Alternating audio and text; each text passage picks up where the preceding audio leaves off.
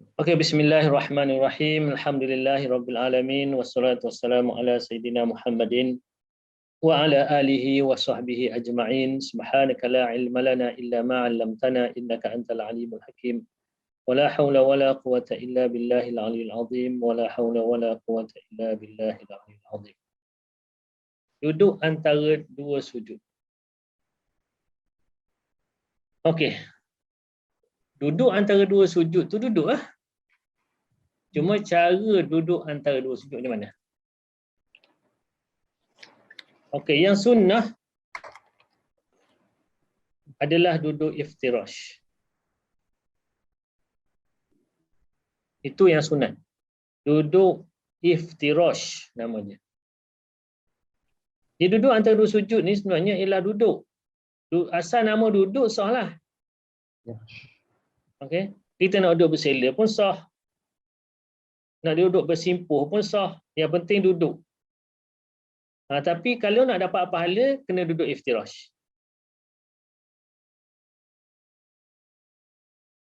Okey. Cara duduk begini sunat. Macam mana duduk iftirash ni? Iaitu duduk dengan kaki kiri menampung punggung. Dan kaki kanan ditegakkan. Dengan jari-jari dilentikkan ke dalam, menjurus menghadap ke arah kiblat. Dapat gambaran tak?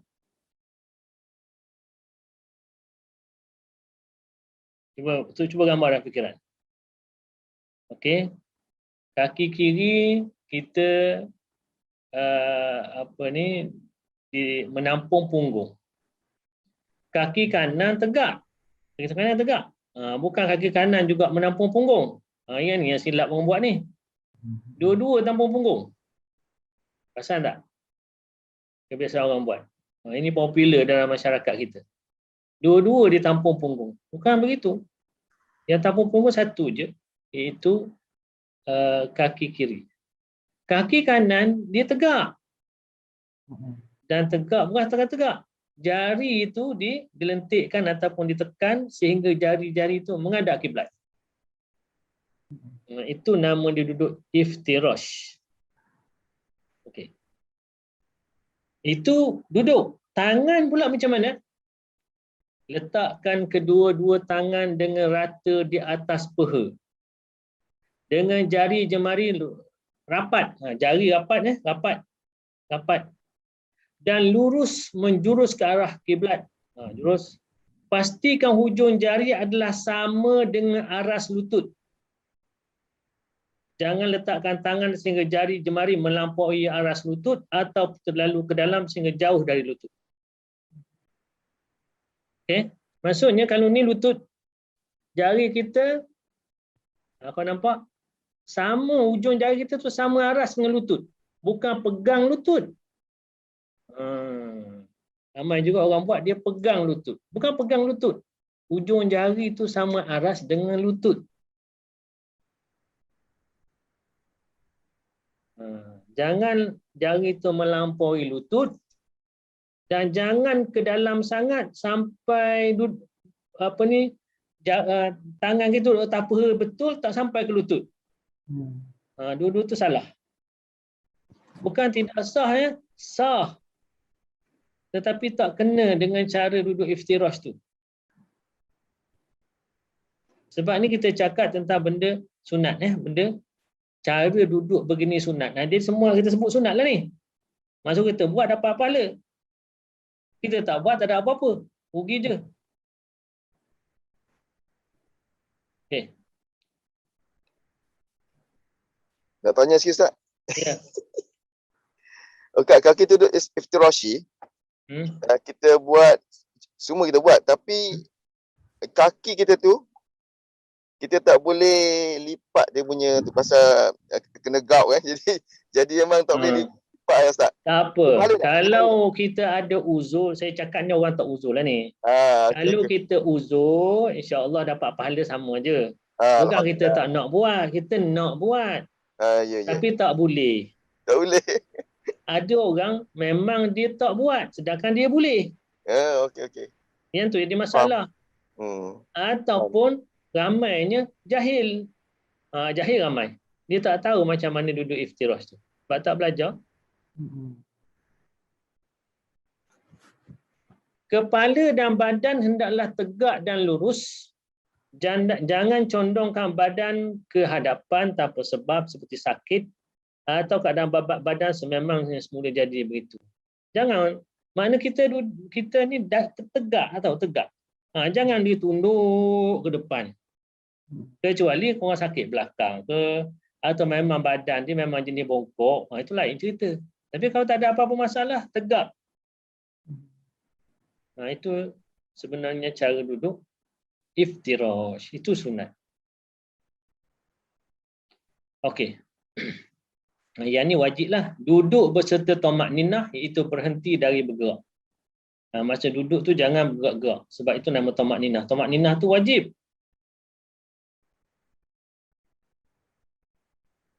Okay. Bukan maksudnya tak ada berak langsung. Sepanjang tu tak.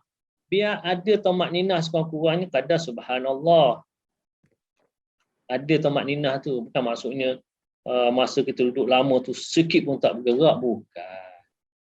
Yang penting ada masa kita tu berhenti dari bergerak. Syarat sah duduk antara dua sujud. Yang pertama, rukun sebelumnya adalah sah.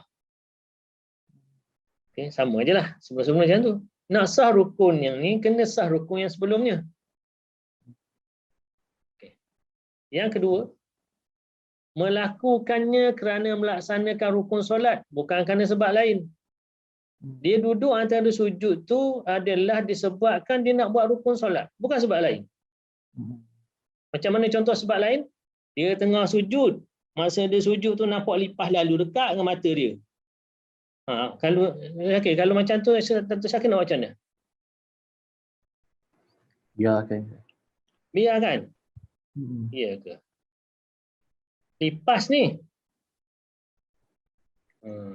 Ada orang dia akan, bila nampak lipas, dia pun bangun. Bangun sebab bukan kerana nak duduk antara sujud, tapi terkejut kena lipas. Okey, dia macam mana dia nak buat? Mana duduk antara dua sujud dia tidak sah. Apa dia perlu buat?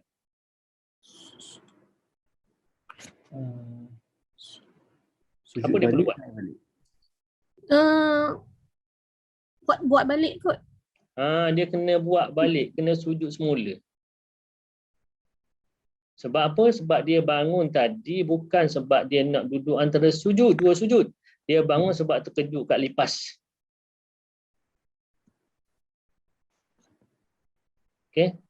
Adakah ini takkah ini kata apa ni terlebih rukun? Tidak. Sebab perbuatan dia tadi tidak disengajakan. Sebab dia terkejut. Sebab lipas tu. Okey. Bukan semua orang tahan macam Dato' Syakir ya. Ada orang tengok lipas, bukan dia angkat kepala je. Dengan dia lari terus di tempat tu. Batal terus sembahyang. Ya, ada orang dia tahan, ada orang tak tahan. Okey. Tapi kalau misalnya kita duduk tu tengok ular datang, waktu confirm lah. Macam orang tak tahu pula tu Syakir. Confirm cabut. Dari bangun terus. Okey. Yang ketiga, melakukannya dengan tamak ninah. Tamak ninah. Okey, itu syarat sah dia. Kena diam. Tak bergerak. Yang keempat, melaksanakan dalam keadaan duduk dengan sempurna. Makna orang dah panggil duduk.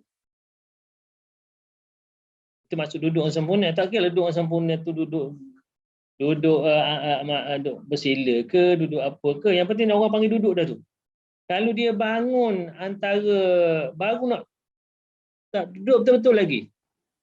Okay? Masih macam kata separuh daripada berdiri tu, separuh baru dia dah tu dah. Itu tak dikira. Dia kena duduk dengan sempurna. Okey. ataupun masa dia duduk okey. Ini kalau sekiranya orang yang kadang-kadang ada orang duduk tak sempurna. Okey. Tapi itu lebih baik daripada tidak duduk. Contohnya ada orang uzur kan, kita tengok orang yang uzur, kadang duduk antara sujud dia tak boleh lipat. Dia tak boleh lipat lutut dia. Kaki dia tak boleh lipat. Jadi dia duduk atas kepala lutut. Kalau macam tu orang tak pergi duduk kan. Punggung dia ke atas kepala lutut. Tapi dia duduk antara sujud lah. Itu sebab dia uzur. Itu tak apa. Tapi kalau tak ada uzur buat macam tu, tak salah. Seterusnya, ia adalah rukun yang pendek. Kadar waktunya tidak lebih dari bacaan doa di dalamnya atau kadar bacaan tahiyat yang sederhana. Ingat duduk antara dua sujud ni, dia rukun tu rukun pendek. Jangan dipanjang-panjangkan. Okey. Kadar waktunya ialah sekadar kita baca doa tu. Rabbighfirli warhamni wajburni warfa'ni warzuqni wahdini wa'afini wa'fa'ni. Jangan kita tambah panjang-panjang. Okey, kalau tambah panjang-panjang melebihi Fatihah dan sebagainya, berdiri lama sangat duduk antara dua sujud, maka dikira sembahyang batal. Sebab di situ bukan tempat untuk duduk lama. Dia situ pendek je. Okey, habis itu. Itu syarat sah dia. Kemudian sunat dalam duduk antara dua sujud. Apa sunat-sunat yang kita perlu buat ketika duduk antara dua sujud? Yang pertama, duduk iftirash. Kita dah terangkan tadi apa itu duduk iftirash. Yang kedua, membaca doa. Yang kita lalu baca ni. Tapi masalah kita tak faham apa yang kita minta dengan Allah. Sini tempat kita berdoa sebenarnya. Di situ kita ada 8 permintaan dari Allah dengan Allah Subhanahu Wa Taala. Kita minta daripada Allah 8 permintaan. Siapa tahu antara 8 tu? Kita perasan tak kita minta 8 perkara dengan Allah? Kebiasaan kita tak perasan. Sebab apa? Sembahyang kita, sebutan kita itu adalah rutin. Kadang-kadang kita sebut laju. Allahu Akbar. Sedangkan di situ tempat kita berdoa sebenarnya. Tapi malang kita tak tahu apa benda yang kita doa. Sembahyang dah 40 tahun, 30 tahun, 50 tahun dah sembahyang. Tapi tak tahu minta apa dengan Allah. Ya Allah, malangnya.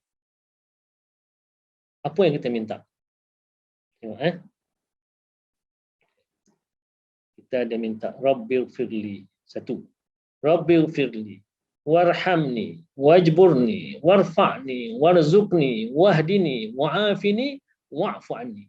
Ada 8 permintaan daripada Allah Subhanahu wa Taala. Apa maksudnya? Ini kepada siapa yang tak tahu maksud, tengok maksudnya. Barulah kita sembahyang kita tu, kita kata kita tahu apa kita buat, apa kita doa. Bukan sekadar kita hanya rutin yang entah. Ini sembahyang, ini benda special. Kita berdialog dengan Allah Subhanahu Wa Taala.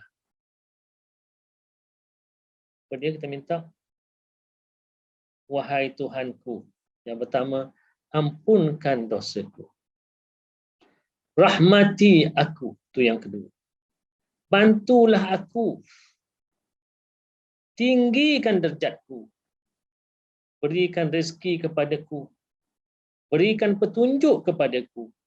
Lindungi aku dan ampunkan aku. Ada 8 benda kita minta dengan Allah Subhanahu Wa Taala. Benda-benda ni semua benda penting sekali. Benda-benda yang penting semua ni kita minta ni.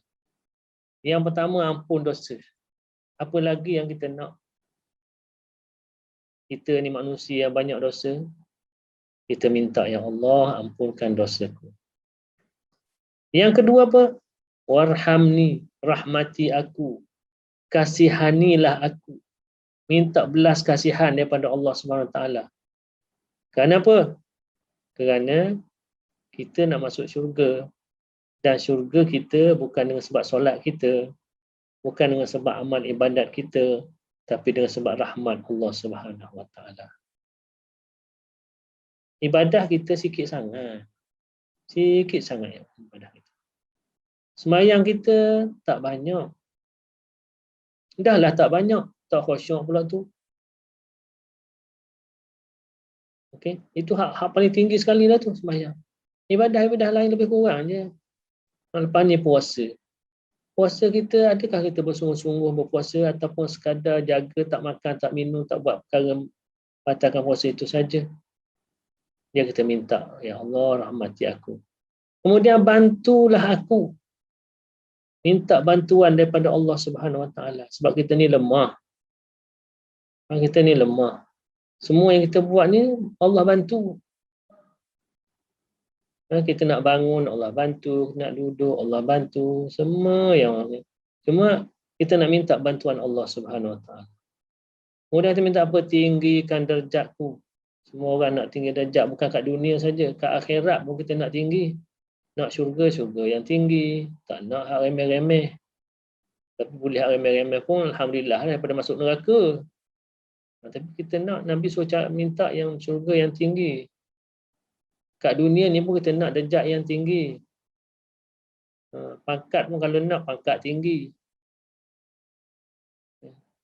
Kalau lecturer tak nak lecturer biasa-biasa, nak profesor kan. Kan Dr. Syakir?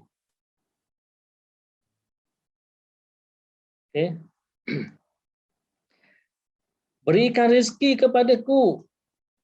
Sini juga tempat kita minta, ya Allah beri rezeki padaku. Kita kena ingat dalam semayang dia tempat yang mustajab doa. Okay. Berikan rezeki kepadaku. Kita selalu mengeluh tak cukup rezeki, tak cukup rezeki. Kita minta betul-betul tak dalam semayang dengan Allah. Ataupun kita hanya baca, kita tak faham apa kita minta. Berikan rezeki kepadaku. Kemudian wahdini, berikan petunjuk kepadaku. Kita banyak tersesat jalan, kita tanya benda kita tak tahu macam mana nak buat. Kadang-kadang kita nak buat satu benda, kita buntu. Okey. Macam Dr. Syakir dulu masa nak buat PhD macam mana? Ada masalah tak? Ada Ustaz. Ada. Semua orang macam tu. Ada masalah, tak adalah tulis 2-3 hari siap. Kita nak buat macam ni, Allah macam mana ni? Kita cari, tanya orang, backlog buku apa, oh gini rupanya. Kita cari je. Tapi di samping tu kita ada, ya Allah beri petunjuk kepada kita. Banyak dalam hidup ni kita tak tahu jalan. Siapa yang membuka jalan pada kita? Allah.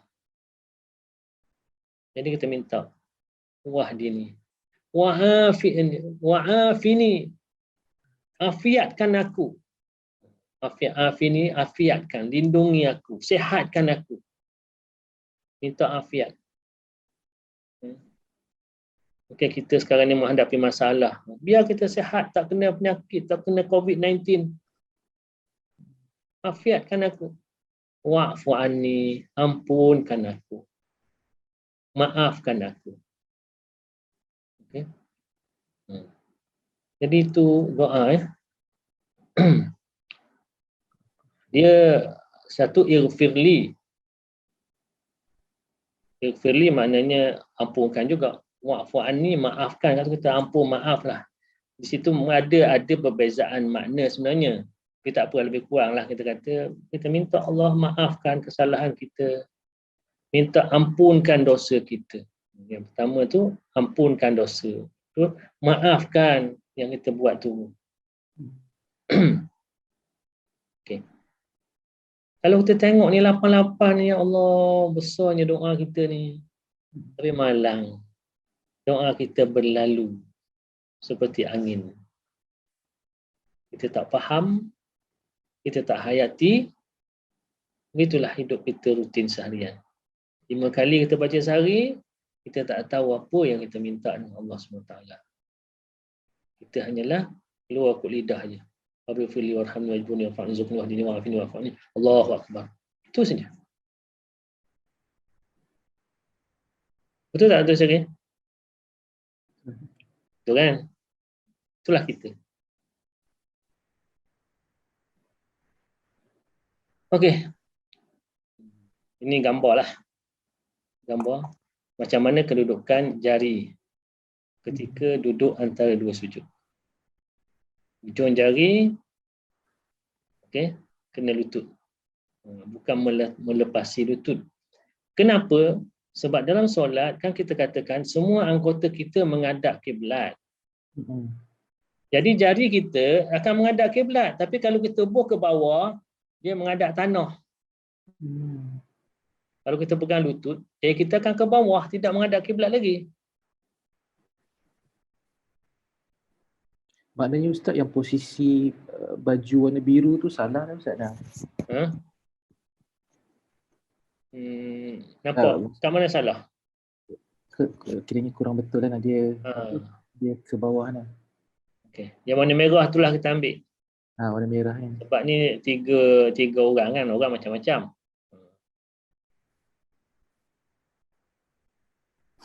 Kalau kata yang biru tu salah sangat, taklah, maknanya lutut dia pun masih taklah melepasin lutut sangat. Tapi tengok yang baju merah tu. Okey. Ini posisi belakang. Okey, yang ini mouse-nya nampak kan, mouse? Nampak. Saya gerak-gerakkan mouse. Okey. Ini yang kita maksudkan dengan duduk tawaruk tadi. Duduk tawaruk, duduk iftirash tadi. Iftirash. Duduk iftirash. Makna kaki itu tegak, jari menghadap kiblat. Ini posisi yang betul. Ada lagi satu posisi yang dianggap betul juga sebab ada dalam hadis. Posisi yang ini. Bukan, ini yang salah. Okey. Yang ni. Okey. Ni. Posisi ni diriwayatkan dalam hadis.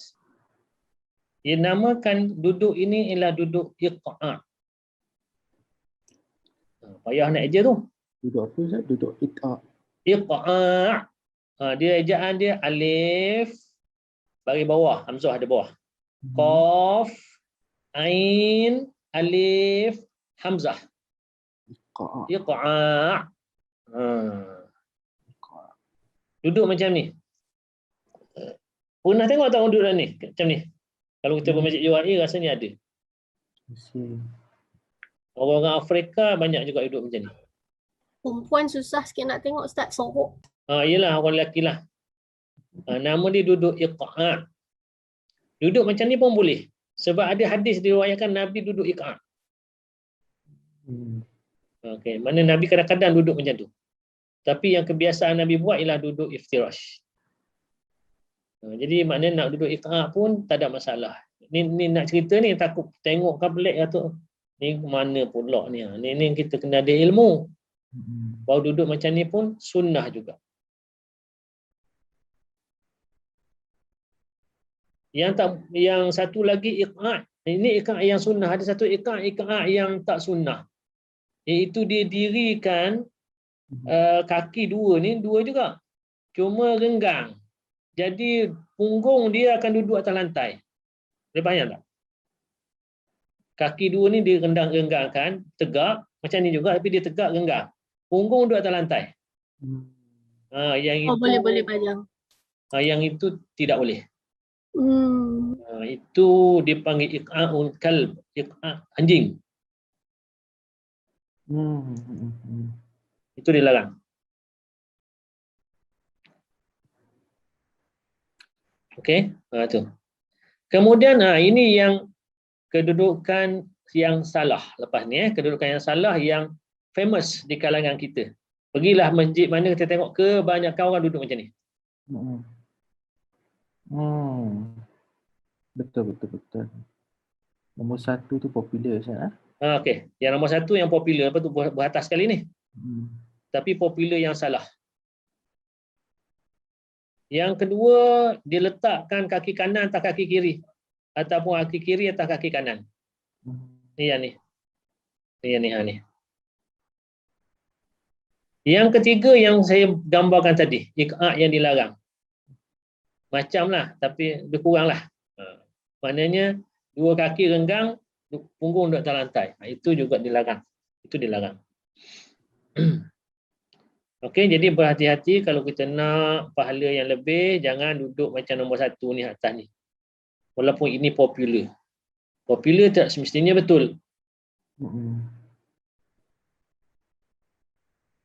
Perasan tak? Ada orang tak perasan duduk macam mana?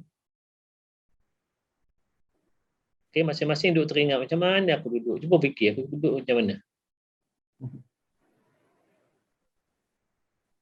Okey, fahamlah kita ya. Macam mana cara duduk iftirash yang sebenar. Okey. Sunat sebelum naik ke rakaat seterusnya. Sunat sebelum naik ke rakaat seterusnya. Jadi apabila kita dah sujud, habis dah buat sujud ni, duduk antara dua sujud, kita akan sujud sekali lagi kan? Betul. Okey, sujud sekali lagi sama dengan sujud yang sebelum ni yang kita dah belajar. Betul. Okey. Jadi sebab tu kita kata sunat sebelum naik ke rakaat seterusnya. Okey. Sebab sujud kita dah cakap dah sebelum ni. Mana dia sujud sekali lagi samalah perbahasannya dengan yang kita sebutkan sebelum ini. Jadi lepas dia sujud sekali lagi itu, dia akan naik ke rakaat seterusnya. Lepas rakaat pertama, nak naik rakaat kedua. Jadi apa yang perlu dilakukan? Apa yang sunat? Kalau nak naik ni apa sunat yang ada di situ? Yang pertama, duduk istirahah. Pernah dengar duduk istirahah? Belum pernah lagi. Duduk istirahah tu apa? Iaitu duduk sebentar selepas sujud kedua pada rakaat pertama dan ketiga. Apabila kita sujud yang kedua tu, sebelum kita naik pada rakaat kedua tu, kita duduk dulu sekejap. Sekejap je. Duduk macam duduk antara dua sujud tu. Duduk sekejap, baru kita naik. I see. Itu sunat. Nama dia duduk istirahah. Istirahah ni dah bahasa kita dah istirahat lah.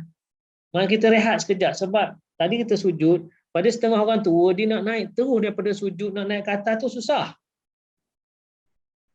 Kalau duduk dulu, naik, mudah sikit. Dia tak perlu tergopoh gapah lah you Ustaz. Tak perlu tergopoh gapah. Duduk dulu.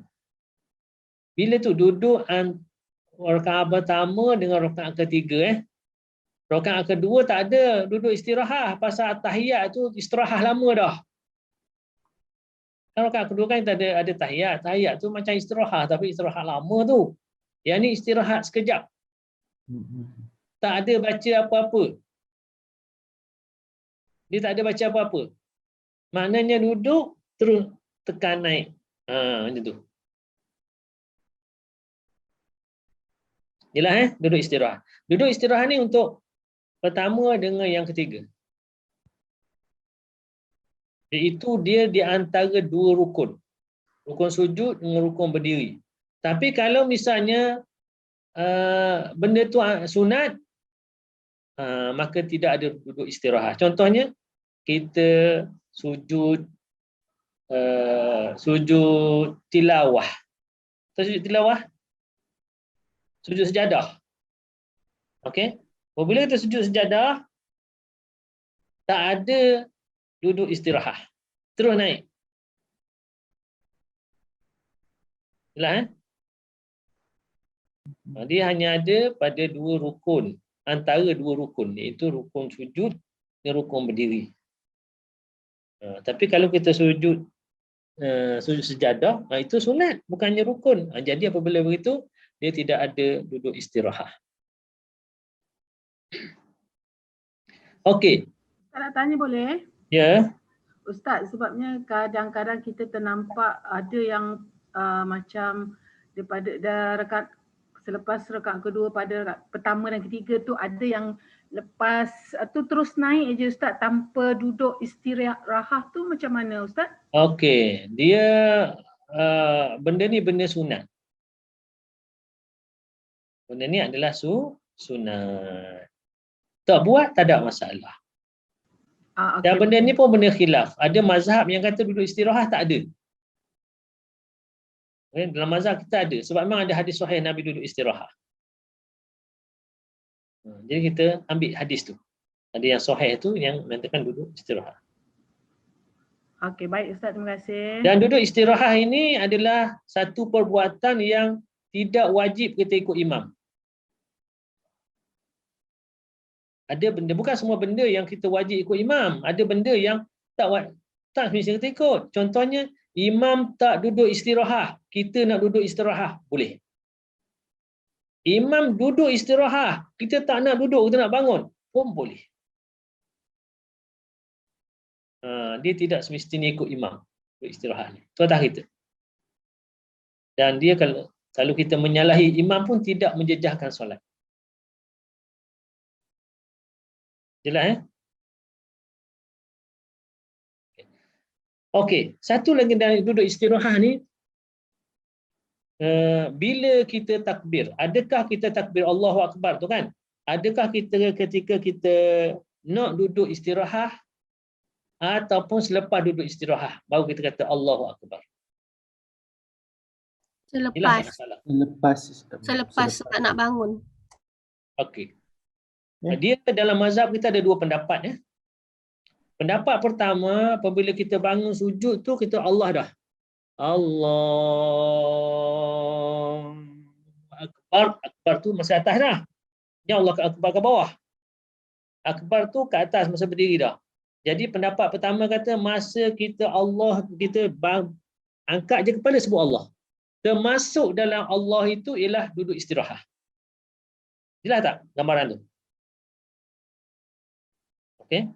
Mana masa kita duduk istirahat tu kita dalam keadaan Allahu Akbar. Macam tu. Pendapat kedua, kita duduk istirahat tu masa kita angkat kepala tu tak kata Allah. Selepas kita tekan tangan nak naik tu baru Allahu Akbar.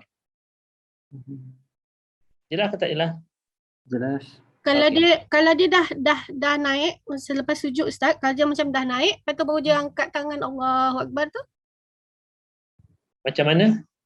Maksud saya kalau dia dah berdiri baru dia sebut Allahu Akbar tu. Itu bukan mazhab kita. Okey. Mazhab Syafi'i dia kena dari bawah. angkat kepala tu daripada bawah tu sampai ke atas. Biar kita tidak sunyi daripada menyebut sesuatu. Sebab kalau tidak mungkin ada benda lain masuk. Faham Ustaz. Okey. Okey, kalau kita bawah tu tak sebut apa-apa. Masa kita nak berdiri tu kemungkinan kita kata bayang tu terbayang ni. Tapi kalau kita sebut Allah, jadi mungkin hilang benda tu. Jadi akbar tu sampai kita berdiri. Jangan Allahu Akbar, bangun. Macam tu baru angkat tangan. Tak ada sebut apa-apa dah. Jelas Okey. Dia duduk istirahat ni adalah rakaat pertama dengan rakaat ketiga. Rakaat pertama nak naik kedua, rakaat ketiga naik keempat. Rakaat kedua memang dah istirahat lama dah, tak ada duduk istirahat lagi lepas tahiyat. Okey, yang kedua. Ketika hendak berdiri ke rakaat seterusnya, kedua-dua tangan hendaklah menekan lantai dalam keadaan terbuka dan menghadap kiblat. Okey.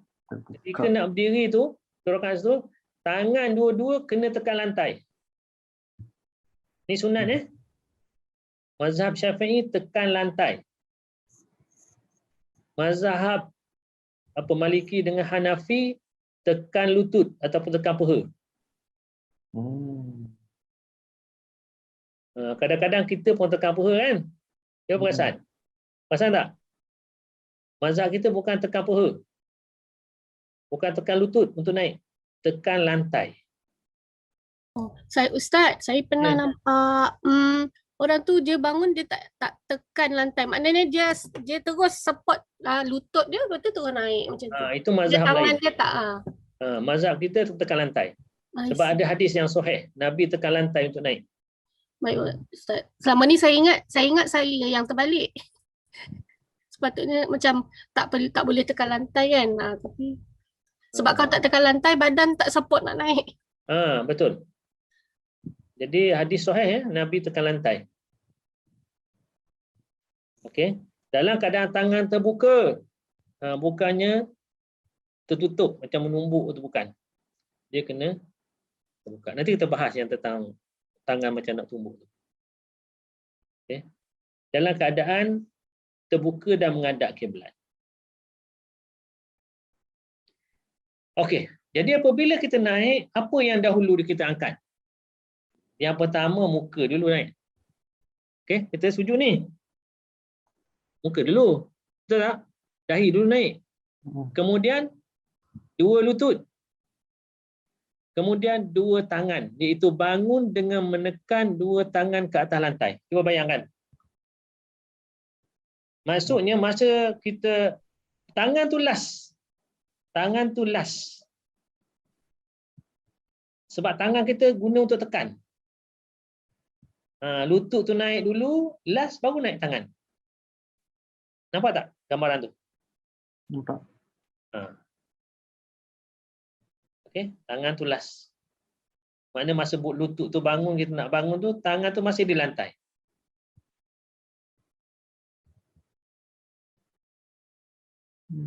Tangan tu support untuk kita naik. Itu dalam mazhab kita. Okey, apabila kita naik, kita disunatkan takbir intiqalat. Takbir berpindah rukun. Bermula daripada mengangkat kepala dari sujud dan berakhir dengan berdiri tegak. Allahu Akbar. Akbar tu masa tu kita berdiri.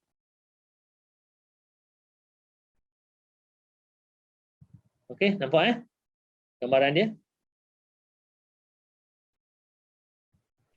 Kemudian seterusnya, mengangkat kedua-dua tangan ketika berdiri selepas tahiyat awal. Okey.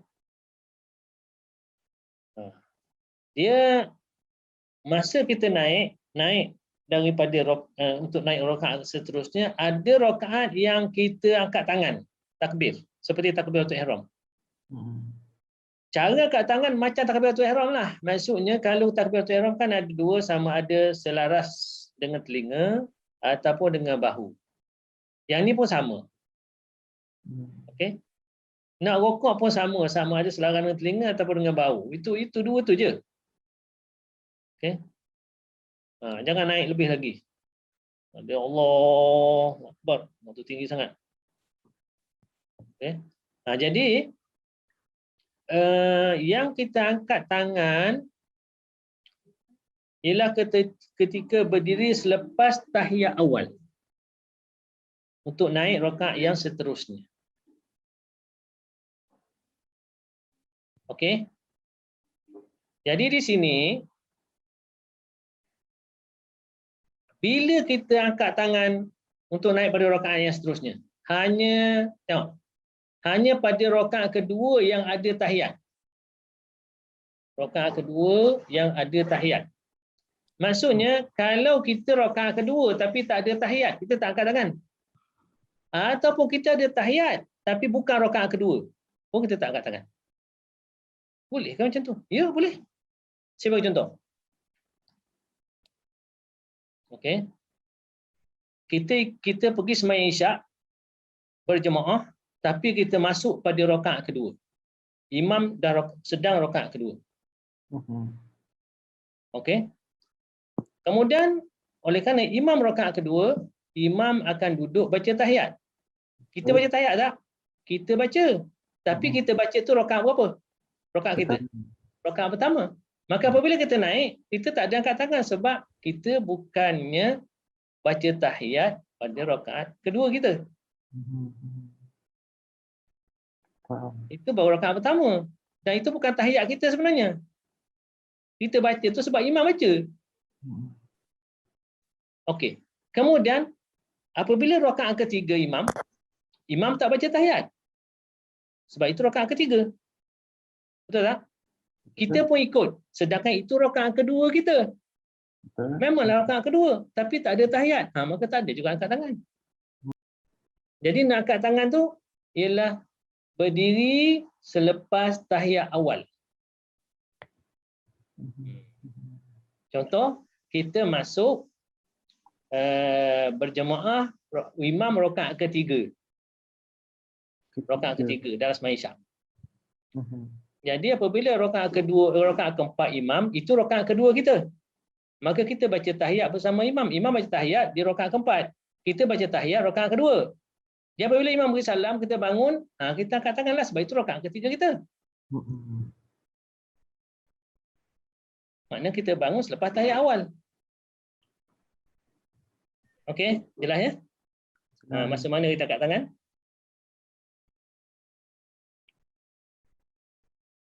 Okey, ini contoh. Itu nak naik. Macam mana nak naik daripada sujud nak naik ke rakaat seterusnya? Yang masyhur ada dua cara. Yang pakai mazhab yang tekan lantai. Bukan tekan paha. Kita tekan lantai. Tekan lantai ni ada dua cara. Dua-dua ni ada dalam hadis. Yang pertama ialah kita luruskan jari. Itu yang kebiasaan kita buat. Yang satu lagi ialah seperti gaya macam orang menumbuk. Okey, yang gambar ni. Biasa tengok tak? Orang bangun daripada rakaat, dia macam tu tangan dia. Dr. Syakir tak pernah tengok? Jarang, tak pernah lagi. Tak pernah tengok? Masjid UAE banyak lah. Masjid UAE banyak. Okey. Tapi itu memang dah banyak dah berlaku sekarang ni. Itu duduk seperti penumbuk tu. Okey. Jadi yang mana satu betul mazhab kita memegang kepada cara pertama iaitu luruskan. Bukan kepal. Luruskan. Kenapa luruskan? Sebab kalau luruskan bermakna jari kita menghadap kiblat. Sedangkan memang kita disunatkan menghadap kiblat. Semua anggota kita menghadap kiblat. Kalau kita buat menumbuk macam tu tak menghadap kiblat lah. Jari tu. Yang gaya seperti menumbuk ini memang ada dalam hadis yang terkenal dengan hadisul ajin. Iaitu ada sahabat meriwayatkan hadis ini adalah hadis sahih. Imam Nawawi pun kata hadis ni hadis sahih. Dia kata iaitu dan hadis tu Nabi SAW bangkit daripada sujud, tangannya seperti orang menguli tepung. Orang Arab dia uli tepung kan dia seperti tumbuk tu nak uli tepung. Jadi macam tu yang difahami. Jadi sebab itulah ada yang menafsirkan begitu, maka mereka bangun seperti orang uli tepung. Imam Nawawi rahimahullah ta'ala dalam mengulas tentang hadis ini, Imam Nawawi menerima tentang uli tepung ni. Bangun seperti uli tepung. Maksudnya dia, uli kan kita tekan kuat tepung tu supaya penyek. Syakir pernah uli tepung tak? Waduh. Pernah tak? Tak pernah. Tak pernah. Okey. Kalau siapa yang pernah uli tepung tu tahulah buat apa-apalah, buat roti ke buat apa. Okey, kadang kita pakai penumbuk tu lah. Tapi boleh juga kita pakai jari, pakai tak buat penumbuk tu, kita tekan kuat, okey juga. Okey. Jadi Imam Nawawi dalam menafsirkan hadisul ajin ini, dia terima hadis tu. Hadis ni hadis sahih dia, tetapi tafsirannya ialah uli tepung betul, tapi bukan uli cara menumbuk, tapi uli cara lurus tangan. Dia kata macam tu. Dia tafsirkan begitu. Okey, tak ada masalah. Tapi kalau siapa nak buat macam tu, tak perlu cakap apa-apalah, terpulanglah kan. Tapi mazhab kita ialah lurus. Lurus. Siapa yang nak buat penumbuk, silakan, tak ada masalah. Sebab ada hadis yang begitu yang ditafsirkan oleh sebagian ulama, itulah caranya. Jadi jangan persalahkan antara satu sama lain. Okey. Cuma dalam mazhab kita mengatakan seperti ini makruh. Okey. Yang menumbuk ni dalam mazhab kita kata makruh buat macam ni. Yang seterusnya. Rukun ke-9. Lihat tu. Yang rukun 8, rukun ke-9. Rukun ke-9 duduk tahiyat akhir. Tak lama dah kita nak habis dah ni. Duduk tahiyat akhir. Keterangan. Wajib duduk. Okay, dia kata duduk wajib duduk. Duduk macam mana? Duduk lah. Hak orang panggil duduk boleh berlaku. Macam saya kata, dia nak duduk bersila ke, duduk bersimpuh ke, duduk apa, asal orang panggil, oh ini duduk, boleh. Cuma ada duduk yang dapat pahala, ada duduk yang tak dapat pahala. Duduk yang dapat pahala ialah duduk cara sunnah Nabi SAW. Okey. Wajib duduk ketika membaca tahiyat akhir. Wajib duduk. Wajib duduk ketika baca selawat ke atas Nabi dalam tahiyat akhir dan wajib duduk ketika memberi salam. Itu maksudnya. Baca tahiyat akhir, baca selawat dan beri salam, dan itu semua wajib dalam keadaan duduk. Maknanya kalau dia berdiri, orang tak panggil duduk ataupun separuh berdiri, maka itu adalah memberi batal lah. Batal lah. Okey. Nabi SAW melakukannya dalam keadaan duduk dan berterusan melakukannya dalam keadaan duduk seperti yang telah disebutkan oleh beberapa hadis, sedangkan kita disuruh agar mengikut cara solat Nabi SAW yang Nabi kata sallu kama ra'aitumuni usolli, solatlah sebagaimana kamu lihat aku solat. Jadi kenapa? Sebab Nabi memang dia buat macam tu. Semua ni tahiyat ke, salawat ke, beri salam ke, Nabi memang dalam keadaan duduk. Maka kita diwajibkan ikut Nabi. Maka kita kata wajib dalam keadaan duduk. Di situ. Perbuatan sunat ketika duduk. Ni duduk, cerita tentang duduk baru ni. Bukan baca ni. Apa yang sunat ketika duduk? Perbuatan saja. Sebab baca tahiyat itu rukun yang seterusnya. Ini adalah perbuatan duduk. Itu pun rukun. Duduk untuk baca tahiyat awal ni, tahiyat akhir ni.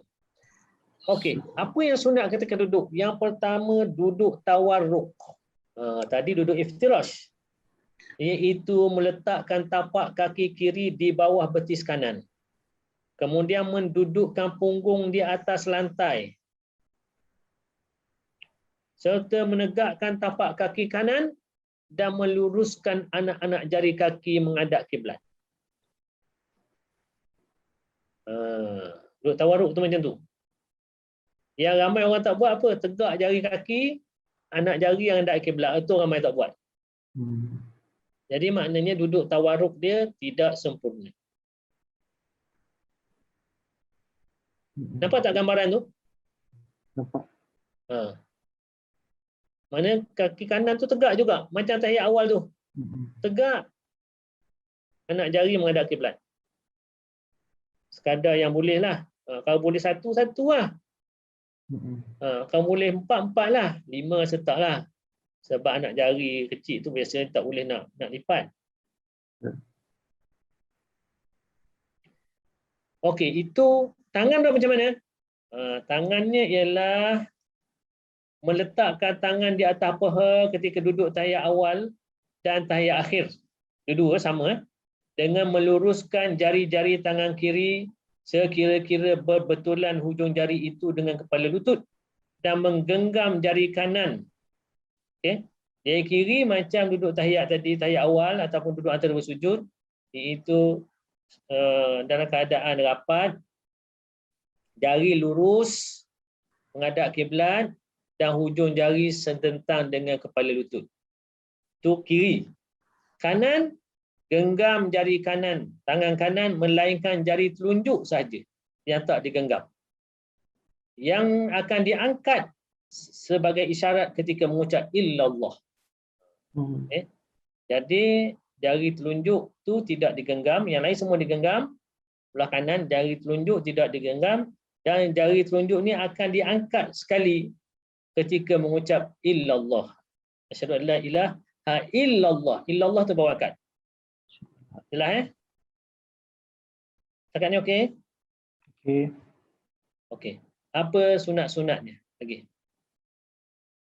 Membaca tahiyat dalam keadaan ibu jari memegang jari tengah atau menjadikannya seperti bulatan. Nanti kita tengok, kita ada gambar nanti macam mana cara betul pegang jari tu. Nanti ada dalam gambar. Itu sunat sebab kadang-kadang orang pegang macam-macam cara. Sebenarnya dalam hadis ada cara dia. Okey. Pandangan mata ditujukan kepada jari telunjuk selepas diangkat dan berterusan begitu sehingga salam. Pandangan mata ditujukan pada jari telunjuk selepas diangkat. Jari telunjuk kan kita apabila kita masa kita mula-mula buat tu kan kita angkat jari telunjuk. Bukan masa ilallah masa daripada Adik mula-mula tak tepi dek sebab kat situ mama nak lap sikit. Okey. Masa kita at-tahiyat tu dah tengok jari telunjuk. Okey. At-tahiyat mubah. Bila mata kita tu sepanjang tahiyat tu mata kita tengok. Ya kalau yang lain mata kita tengok kepada tempat sujud. Tapi ketika baca tahiyat awal ataupun tahiyat akhir, jari mata kita tengok pada jari telunjuk. Okey. Mata kita tengok kepada jari telunjuk sampai bila? Sampai salam. Okey. Sampai salam. Tengok betul kan sehinggalah Assalamualaikum. Okey. Cuma pandangan mata ditujukan kepada jari telunjuk tu, jari telunjuk siapa, Dato' Syakir? Telunjuk kita. Jari telunjuk kita. Yang jadi masalahnya orang bukan tengok jari telunjuk dia, tengok jari telunjuk kawan. Ustaz, maknanya bila kita dah angkat jari telunjuk tu, kita dah start tengok, mata kita jeling ke jari telunjuk tu ya? Tengok jari telunjuk. Tak payah jeling, tengok betul. Tengok ya? Tengok je jari telunjuk. Tengok depan sejadah tu. Tak, tengok jari telunjuk.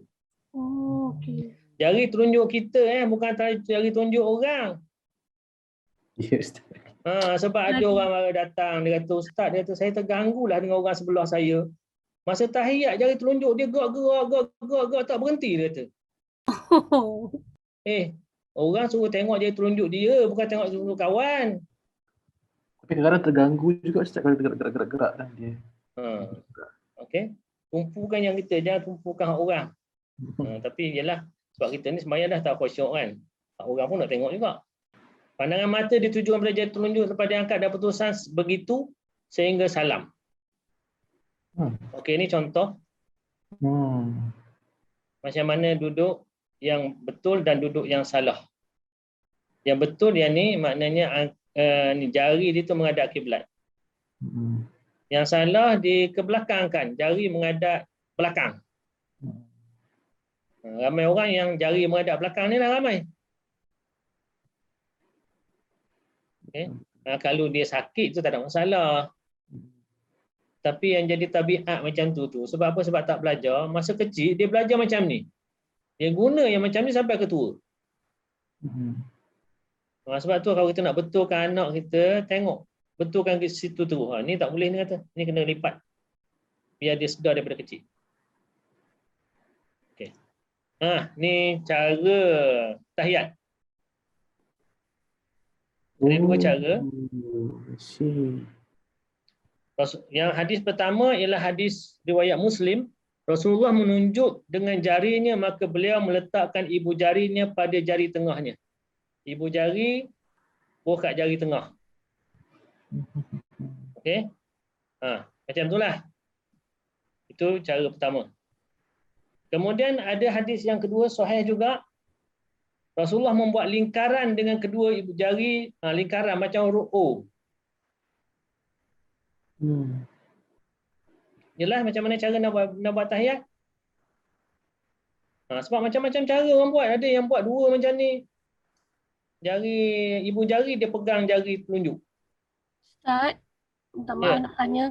Ibu jari tu je sebenarnya tak perlulah nak lurus sangat kan Ustaz kan?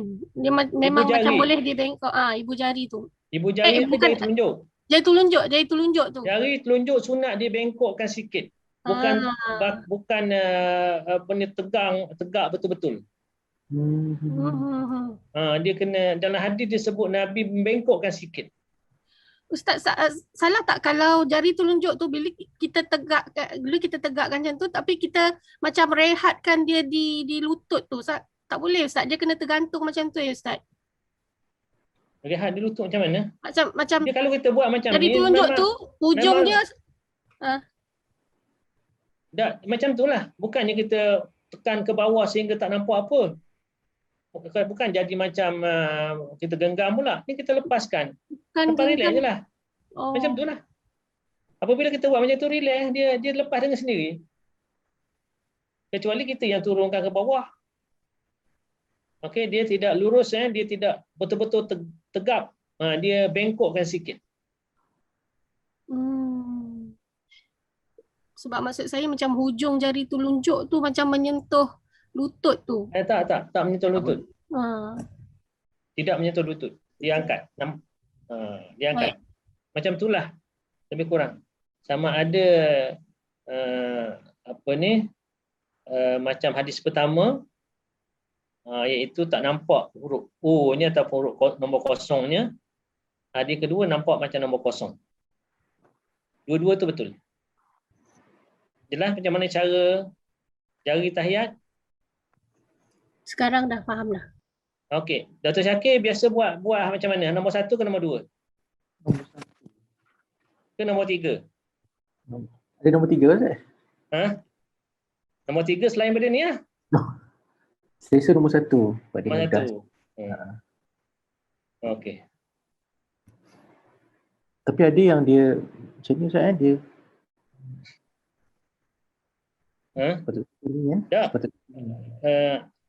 Tak ada mazhab yang dia sentiasa gerak-gerak, kita tak bincang yang tu. Okey. Macam mazhab Hanafi dia tak genggam pun. Mazhab Hanafi dia sama je. Dua-dua tangan tu. Dia tak ada genggam. Macam ni tak ada. Dia dua-dua sama. Lepas tu asyhadu an la ilaha illallah tu baru dia angkat. Asyhadu an la ilaha, dia angkat, illallah, dia turun balik. Itu je lah. Itu mazhab Hanafi. Okey, kita berhenti setakat ni dulu. Okey. Yang baik daripada Allah SWT, kurang berdiri sendiri. Qul qouli hadza wa astaghfirullah li wa lakum. Wassalamualaikum warahmatullahi wabarakatuh.